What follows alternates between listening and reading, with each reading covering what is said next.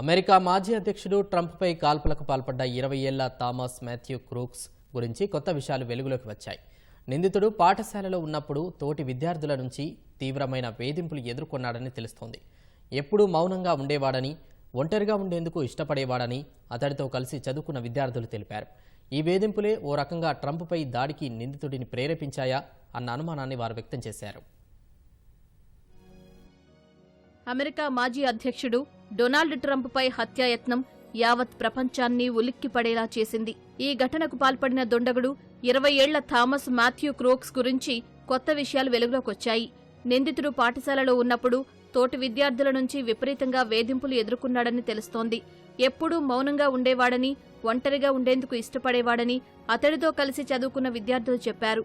Covid తర్వాత కూడా ఎప్పుడూ మాస్క్ పెట్టుకుని తిరిగేవాడని పేర్కొన్నారు. పాఠశాలలో మధ్యాహ్న భోజనం సమయంలో ఒంటరిగా ఉండేవాడని, రాజకీయాల గురించి గాని, ట్రంప్ గురించి గాని మాట్లాడడం తామెప్పుడూ వినలేదని తెలిపారు. అయితే స్కూల్లో కొంతమంది అతడిని చాలా వేధించారని, దుస్తులను చూసి గేలి చేసేవారని చెప్పారు. స్కూల్లో రైఫిల్ షూటింగ్ టీంలో క్రూక్స్ చోటుకు యత్నించాడని, కానీ బ్యాడ్ షూటర్ అన్న కారణంతో విరమించుకున్నాడని పేర్కొన్నారు. Didn't have any interaction with him, but he was like a kid that was always alone. He was always bullied every day. He was just an outcast. I mean, he would sit alone at lunch. I mean, he was just an outcast, and you know how kids are nowadays. So they're gonna see someone like that, and they're gonna target him because they think it's funny or whatever. So it's the best way I can describe it, and it's honestly kind of sad. I don't want to say this is what provoked it, but you never know. He was quiet, but like he was just bullied. Like he was bullied so much. Just made fun of, I guess, for the way he dressed or his appearance. నిందితుడు Crooks పెన్సిల్వేనియాలోని Bethell park school నుంచి 2022లో graduation పూర్తి చేశాడని తెలుస్తోంది. స్కూల్లో ఉండగా గణితంలో అతడు చురుగ్గా ఉండేవాడని సమాచారం.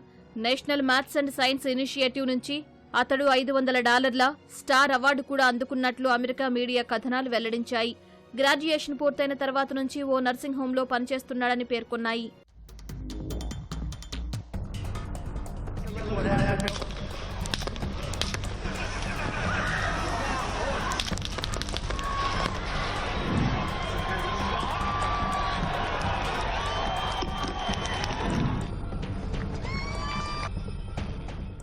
థామస్ మాథ్యూ క్రూక్స్ ఫోటోను విడుదల చేసిన FBI పెన్సిల్వేనియాలోని బెథెల్ పార్క్కు చెందిన వ్యక్తిగా తెలిపింది. ఆ ఫోటోలో నిందితుడు కళ్లజోడు ధరించి నవ్వుతున్నట్టు ఉంది. ప్రభుత్వ ఓటింగ్ రికార్డుల ప్రకారం నిందితుడు రిపబ్లికన్ పార్టీ మద్దతుదారుగా నమోదు చేసుకున్నాడు.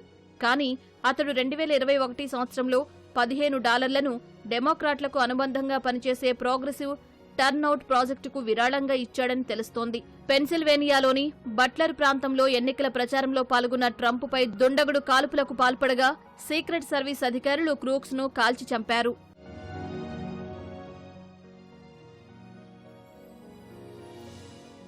నిందితుడు క్రూక్స్ గతంలో ఇన్వెస్ట్మెంట్ దిగ్గజం కంపెనీ బ్లాక్ రాక్ రూపొందించిన ఓ యాడ్లో పాల్గొన్నాడు. 2022లో బెథెల్ పార్క్ హైస్కూల్లో దాన్ని షూట్ చేశారు.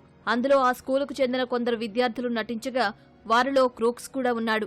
ట్రంప్పై కాల్పుల ఘటన తర్వాత ఈ యాడ్ సామాజిక మాధ్యమాల్లో విపరీతంగా వైరల్ కావడంతో ప్రకటనను తమ వెబ్సైట్ నుంచి బ్లాక్ రాక్ కంపెనీ తొలగించింది.